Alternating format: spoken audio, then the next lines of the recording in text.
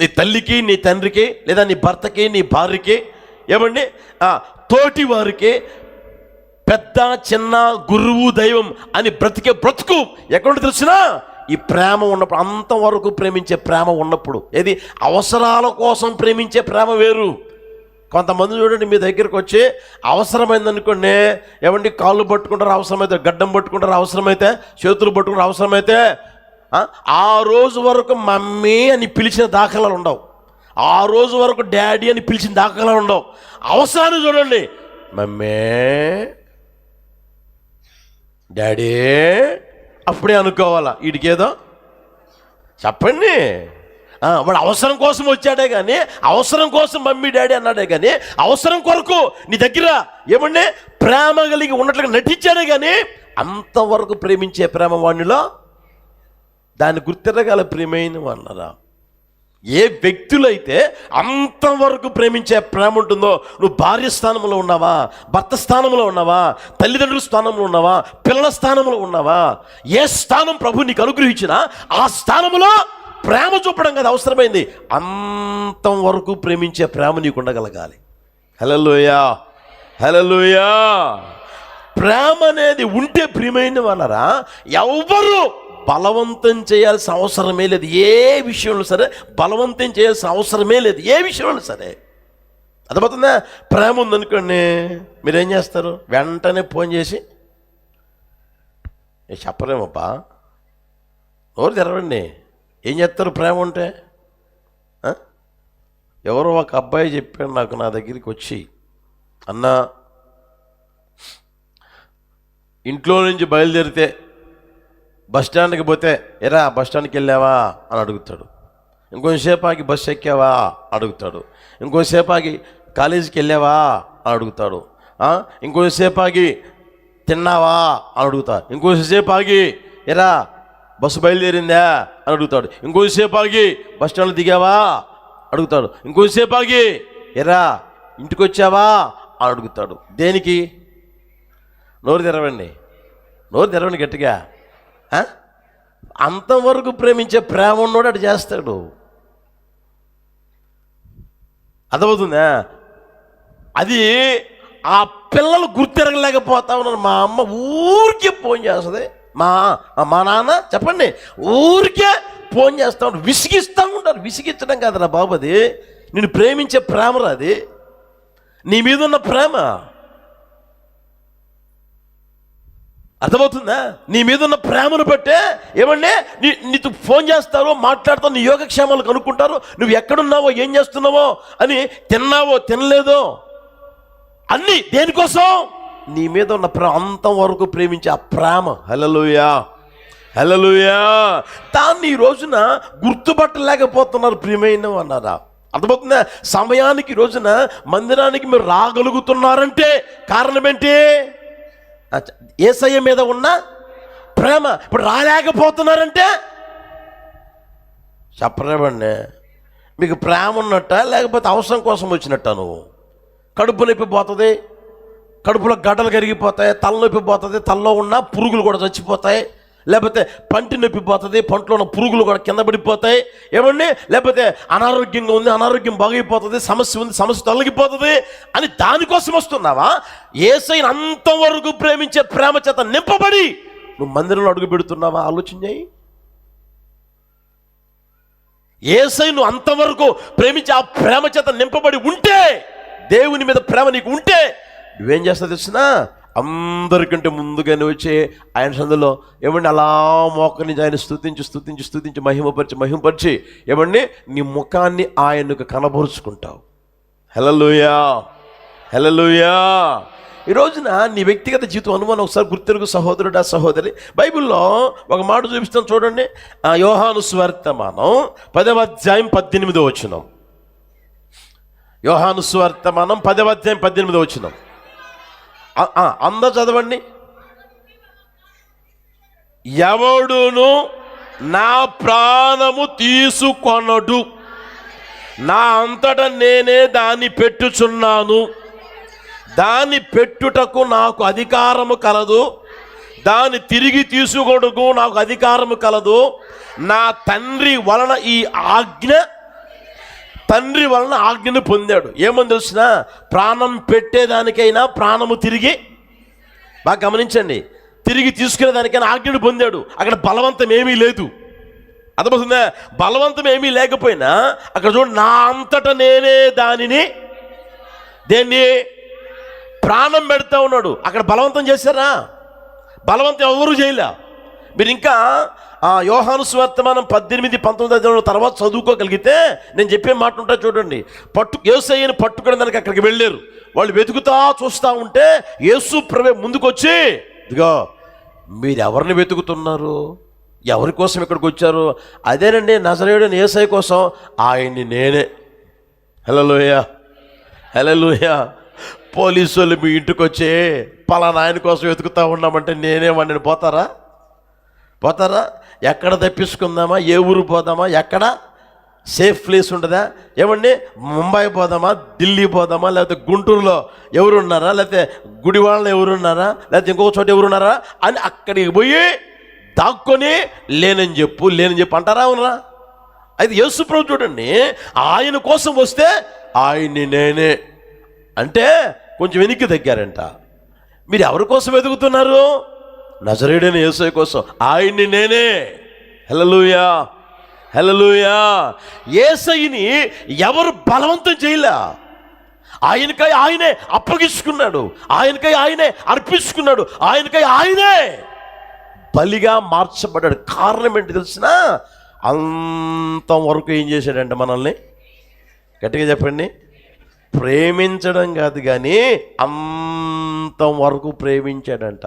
భారీగా ఉన్న నీవు నీ భర్తని అంతవరకు ప్రేమిస్తే నీలో ఏమాత్రం గర్వము, అహంకారం కనిపించదు.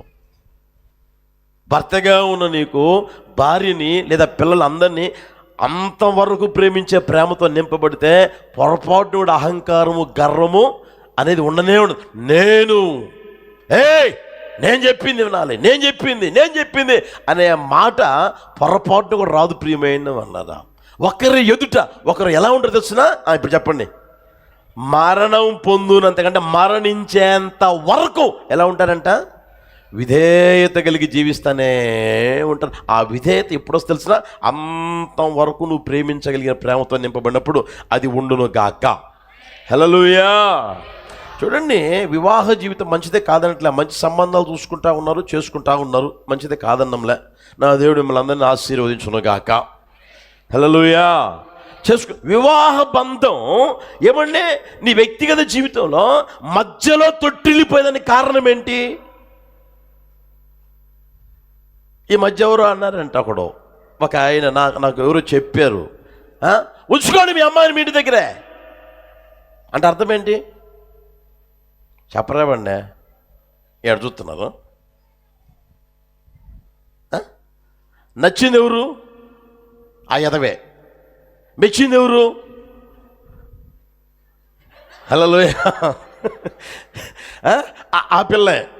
ఇద్దరు నచ్చారు, ఇద్దరు మెచ్చుకున్నారు. ఏమండి, ఒకరు చూసుకున్నారు. ఆ ఇష్టం అంటే ఇష్టం, చేసుకుంటామంటే చేసుకుంటానని. మెచ్చిందా? రంగు కుదిరిందా? ఆ తర్వాత ఏంది? చదువు కుదిరిందా? ఆ తర్వాత హైట్ కుదిరిందా? ఆ తర్వాత వెయిట్ కుదిరిందా? అన్నీ చూసుకొని చేసుకుంటువి. ఏమండి, మీ అమ్మాయిని కాళ్ళు మీ ఇంటికి దగ్గర ఉంచుకో, లేకపోతే మీ అబ్బాయిని మీ ఇంటి దగ్గర ఉంచుకో అంటే అర్థం ఏంటి? వీడికి ఎంత అహంకారం, ఎంత కొలెస్ట్రాల్ పెట్టిన మాటలు. తెలుగులో అయితే బాగుండదని. హల్లెలూయా. అర్థమవుతుంది ప్రియమైన అన్నారా? నీ వ్యక్తిగత జీవితంలో ప్రేమించావు, అర్థమవుతుందా? ఆ ప్రేమ ఎంతవరకు ఉండాలి? గట్టి చెప్పు. అంతవరకు నువ్వు ప్రేమిస్తే ఆ విధేయత అనేది, ఆ వినయం అనేది, ఆ తగ్గింపు స్వభావం నీలో ఉంటుంది. కొన్ని రోజులు ఉండదు, ఎప్పుడూ ఉంటుంది. నా ప్రభువు అది అందరికీ దయచేయును గాక. అడుగు పెట్టిన ప్రతి ఒక్కరి మీద కుమ్మరించును గాక. అది లేక ఈ రోజున కుటుంబంలో సమాధానం ఉండడంలే, కుటుంబంలో అసమాధానం. అది లేక ఈ రోజున ప్రియమైన వాళ్ళరా జీవితంలో నెమ్మది లేదు. అది లేక ఆశీర్వాదం పోగొట్టుకుంటా ఉన్నారు. బైబిల్లో ఉంది కదా, ఏమని? ఆశీర్వాదం, శాశ్వత జీవం ఎక్కడ ఉంటుంది? సహోదరులు ఐక్యత కలిగి నివసించుట ఎంత మేలు, ఎంత మనోహరము. అది అహరోను తల మీద పోయబడి గడ్డం మీదుగా కారి అంగీలు అంచుమట్టుకు దిగజారిన పరిమళ తైలం వలె ఉండును.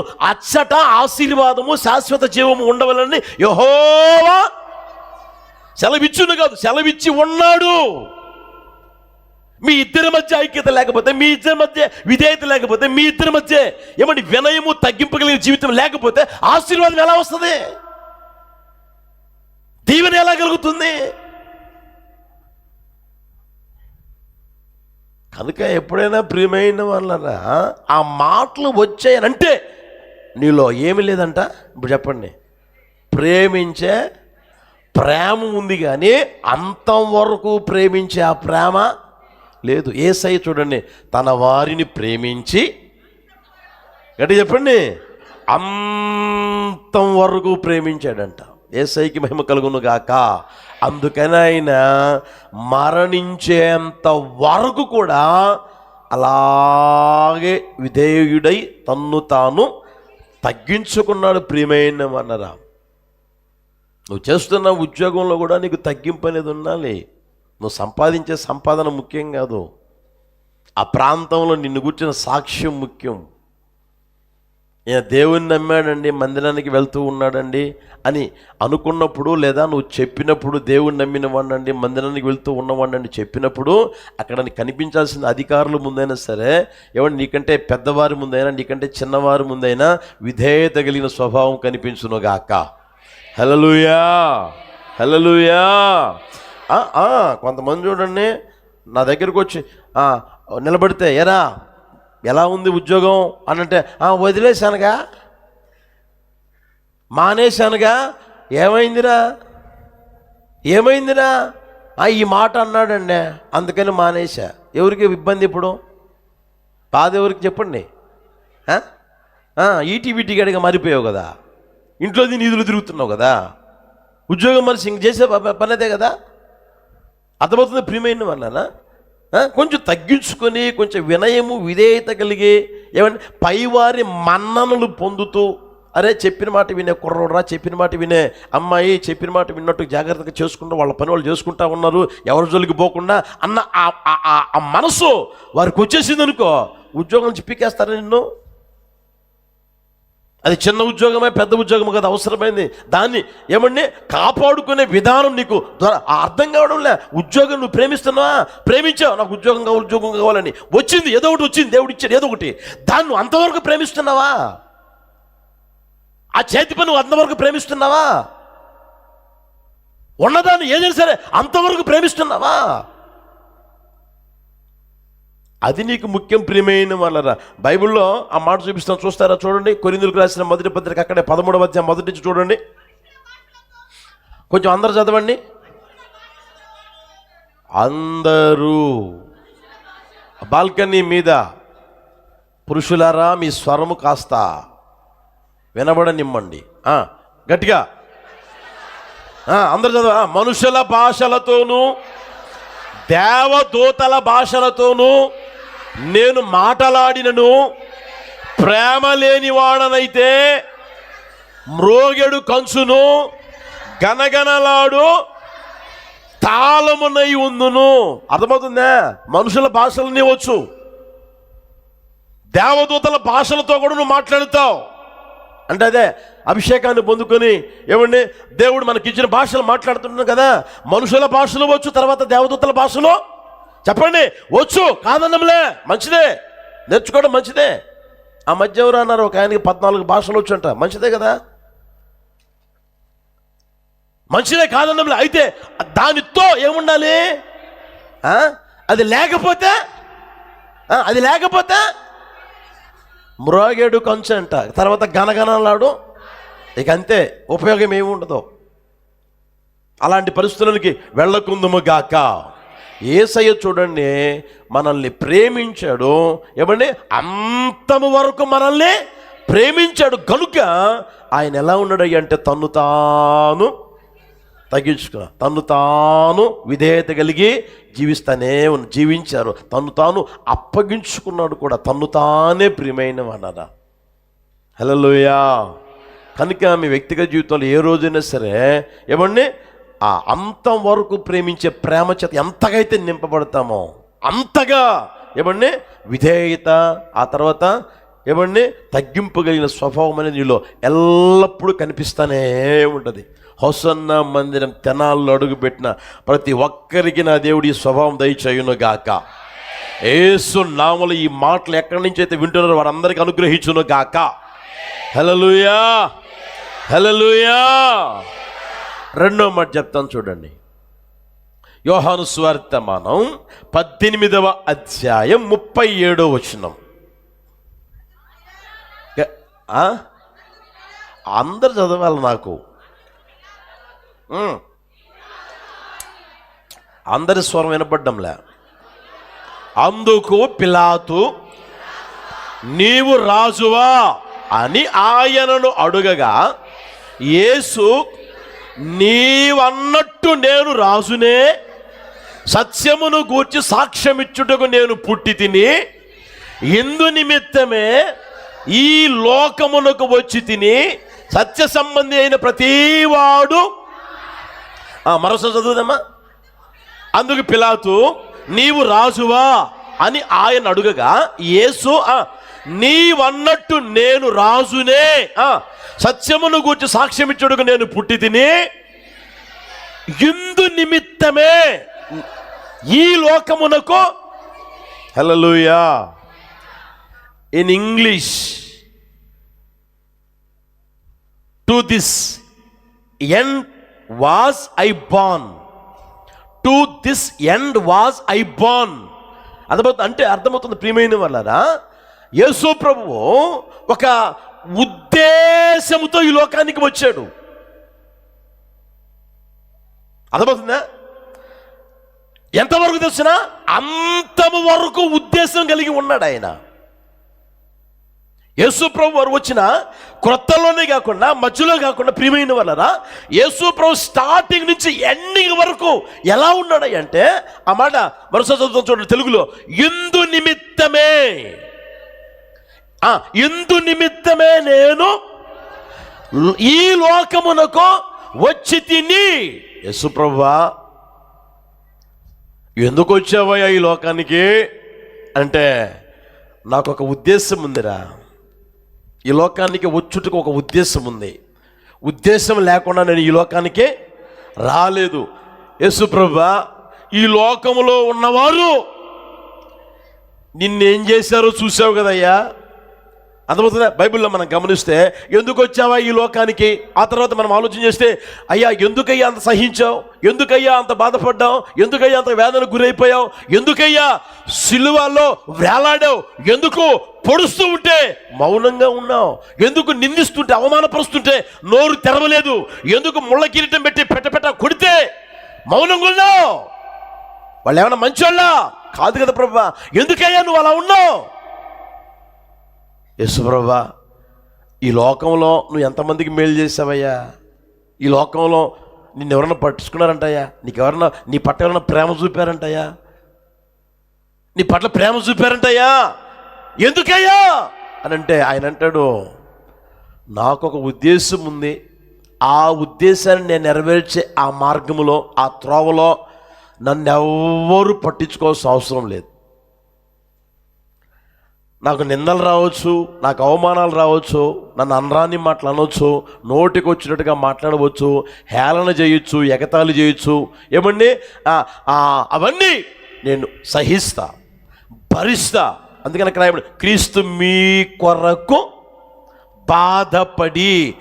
బాధపడతా ఇంకా వేదన గురైపా, ఇంకెంతకంటే ఎక్కువగా నన్ను హింసించిన నాకు ఇబ్బంది ఏమి లేదు. ఎందుకు ప్రభా ఇవన్నీ నువ్వు అనుభవించావు? నాకు ఒక ఉద్దేశం ఉంది. Hallelujah, hallelujah, hallelujah. To this end was I born and for this cause came I into the world. ఇందు నిమిత్తమే నీ లోకమునకు వచ్చుతునే, ఇందు నిమిత్తమే.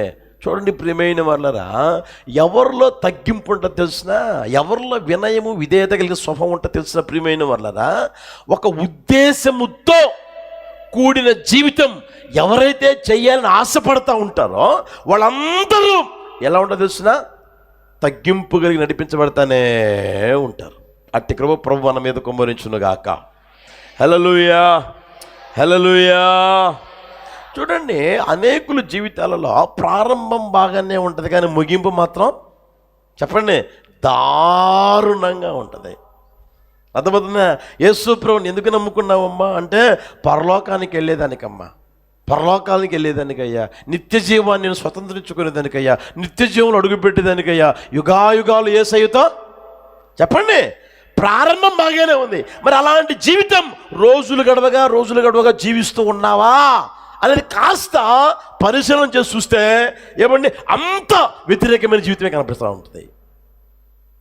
ఆ అమ్మాయిలో కానీ, ఆ అబ్బాయిలో కానీ, లేదా ఆ కుటుంబస్తుల్లో కానీ, లేదా ఆ సేవకుల్లో కానీ ఏమండి ప్రతి ఒక్కరిలో ఎలా కనబడుతుంది తెలిసిన వ్యతిరేకమైన స్వభావం కనబడుతూనే ఉంటుంది. అందుకనే గలతీ పత్రిక ఒక మాట చూస్తారా, 3వ అధ్యాయం తీయండి, 3వ అధ్యాయం 2వ వచనం అనుకుంటా. అందరు తీసారా? తీయండి, అందరు చదవండి ఒకసారి. మొదటి నుంచి చదివినా మంచిదే. ఓ అవివేకులైన గలతీయులారా, మిమ్మును ఎవడు భ్రమపెట్టెను? సిలువ వేయబడిన వాడైనట్లుగా యేసుక్రీస్తు మీ కన్నుల ఎదుట ప్రదర్శింపబడిన కదా, ఇది మాత్రమే మీ వల్ల తెలుసుకొని కోరుచున్నాను. ధర్మశాస్త్ర సంబంధ క్రియల వల్ల ఆత్మను పొందితిరా, లేక విశ్వాసముతో వినుట పొందితిరా? మీరెంత అవివేకులైతిరా? మొదట ఆత్మానుసారముగా ఆరంభించి ఇప్పుడు శరీరానుసారులుగా. అంటే మొదట ఎలా ఉందంట?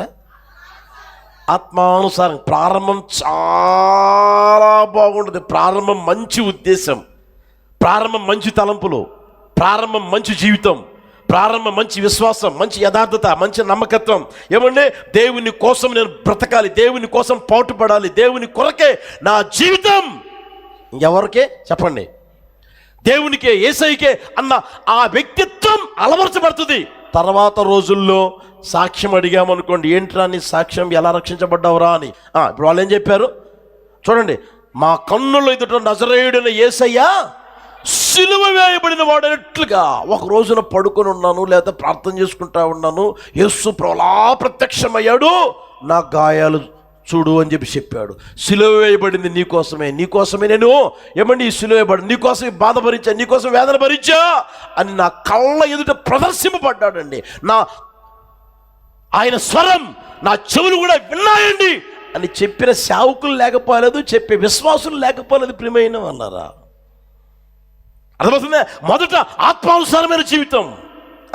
రోజులు గడవగా ఇప్పుడు ఎలా పరిపూర్ణంగా మార్చబడుతున్నారు, ఎలా వారి వ్యక్తిగత జీవితంలో నడిపించబడుతున్నారు, ఎలా శరీర సంబంధమైన అలవాట్లకి, ఎలా శరీర సంబంధమైన కోరికలకి, ఎలా లోక సంబంధమైన వాటికి జీవితంలో చోటు ఇవ్వగలుగుతున్నారు అని అంటే ఆత్మానుసారంగా ప్రారంభించిన జీవితం ఎలా మారిపోతుంది? ఇప్పుడు శరీరానుసారంగా ముగించే స్థితిలోనికి వస్తుంది. దానికి కారణం ఏంటి తెలిసిన?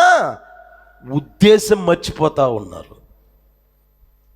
దేవుడు నిన్ను పిలిచిన ఉద్దేశం, దేవుడు నిన్ను పిలిచిన ఆ పిలుపు, దేవుడిని ఏర్పరచుకున్న ఆ ఏర్పాటు, ఏ ఉద్దేశంతో మందిరానికి వచ్చావో, ఏ ఉద్దేశంతో యేసయ్యను నమ్మావో, ఏ ఉద్దేశంతో ఆయన పూజిస్తున్నావో, ఆయన స్తుతిస్తున్నావో, ఆయన మహింపరుస్తున్నావో, రోజులు గడవగా అవన్నీ ఒక్కొక్కటి నీళ్ళు నుంచి పోతానే ఉన్నాయి. ఇప్పుడు నువ్వు ఎలా మారిపోతే తెలిసిన సాధారణమైన మనిషిగా మారిపోతా ఉన్నావు. ఎలా మారిపోతున్నావు చెప్పండి గట్టిగా? సాధారణమైన మనిషి, లోకస్తుల్లాగా మారిపోతాను. ఇంకా బైబిల్ ఉంది కదా, లోకం మొట్టికే ఈ నిరీక్షణ మనం ఉంచుకునే ఎడల లోకస్తులు అందరికంటే దౌర్భాగ్యులమైపోదు అని రాయబడింది. అలాగా ఈ రోజున దౌర్భాగ్యులైపోయే స్థితిలోనికి ఒక్కొక్కరు వస్తా ఉన్నారు. యేసు నామములో తొలగిపోవునుగాక, యేసు నామములో భ్రష్ట స్వభావం నిర్మూలమైపోవునుగాక. ఆత్మానుసారంగా ప్రారంభించిన ఆ జీవితం, అదే ఉద్దేశం, అదే తలంపు, అదే కోరిక నీలో ముగించబడునుగాక, నీలో ముగించబడునుగాక. హల్లెలూయా. ప్రారంభం బాగానే ఉంటుంది, సేవకు వచ్చే ప్రారంభం బాగానే ఉంటుంది. వంగొంగి దండాలు పెట్టడం, వంగొంగి నమస్కారాలు చేయడం, ఎంత విధేయతో, ఎంత చెప్పండి, తగ్గింపు కలిగిన జీవితము. అర్థమవుతుందా? మందిరానికి వచ్చిన కొత్తల్లో బాగానే ఉంటుంది. ఏమండి, యేసుప్రభువు నమ్మిన కొత్తల్లో బాగానే ఉంటుంది. రోజులు గడవగా ఆ ఉద్దేశం మర్చిపోతున్నావే, కారణం ఏంటంటావు? అర్థమవుతుందా? నీలో వినయము విధేయత లేకుండా పోతుంది. దానికి కారణం ఏంటంటావు? ఉద్దేశం మర్చిపోయావు. ఉద్దేశం పోయింది, రోజులకు పోయింది. దేవుడు తినేదానికి సమృద్ధిగా ఇచ్చాడు, కట్టుకునేదానికి సమృద్ధిగా ఇచ్చాడు, ఉండేదానికి కూడా డూప్లెక్స్ బిల్డింగ్ ఇచ్చాడు.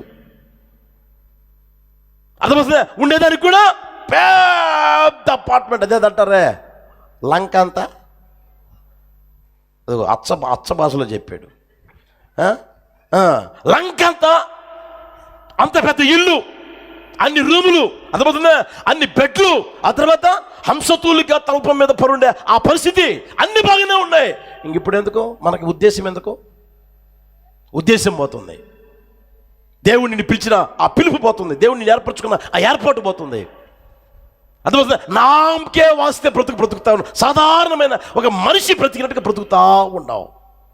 అది కాదు అవసరమైంది. ప్రియమైన వాళ్ళరా, యేసు ప్రభు చూడండి, సిలువ మరణం పొందినంతగా తగ్గించుకున్న జీవితం ఆయనలో ఎందుకు తెలిసినా, ఆయన ఒక ఉద్దేశంతో ఈ లోకానికి వచ్చాడు.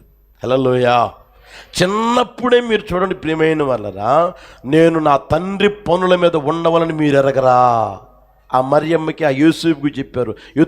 వెతుక్కుంటా వస్తే, ఏంటి యేసయ్యా ఇలా చేసావు, మేమందరమేమో బంధువుల దగ్గర ఉన్నాము అనుకుంటా ఉంటే, నువ్వేమో లేకపోతే మళ్ళీ నీ కోసం వెతుక్కుంటా వచ్చామనంటే, నేను నా తండ్రి పనుల మీద ఉన్నా. మీకు తెలీదా? నేను ఎందుకు వచ్చాను మీకు తెలీదా? ఈ లోకానికి ఎందుకు వచ్చాను తెలీదా? చూడండి ప్రియమైన వాళ్ళరా, ఈ రోజున మన వ్యక్తిగత జీవితంలో ఏమండి ఆ ఉద్దేశం పొరపాటు కూడా మర్చిపోకూడదు. అందుకే ఆటంకాలు ఎన్నైనా రావచ్చు, అందుకే అవమానాలు ఎన్నైనా రావచ్చు, అందుకు వేదనలు, బాధలు, కుమిలిపోయే పరిస్థితులు, తిండి జరగని పరిస్థితులు, ఏమంటే శుభ్రమైన బట్ట దొరకని పరిస్థితులు ఏమైనా రావచ్చు, కలగవచ్చు. అనానుకూలమైన మార్గాలు నడిపించబడవచ్చు, శ్రమల మార్గంలో నడిపించబడవచ్చు. అయినా సరే నీ ఉద్దేశం మారకూడదు. నీ ఉద్దేశం యేసయ్యను చూడండి ప్రియమైన వాళ్ళరా, ఆయన ఉద్దేశం ఏమైనా మారిందా? సాతాను గడు ఎంత శోధించలేదా? యేసు ప్రభుని సాతాను ఎంత శోధించాడు ప్రియమైన వాళ్ళరా? బైబిల్లో మనం ఆలోచించగలిగితే ఏమండి చూస్తారా? చూడండి ఆ మాటలో మీకు చూపిస్తాను.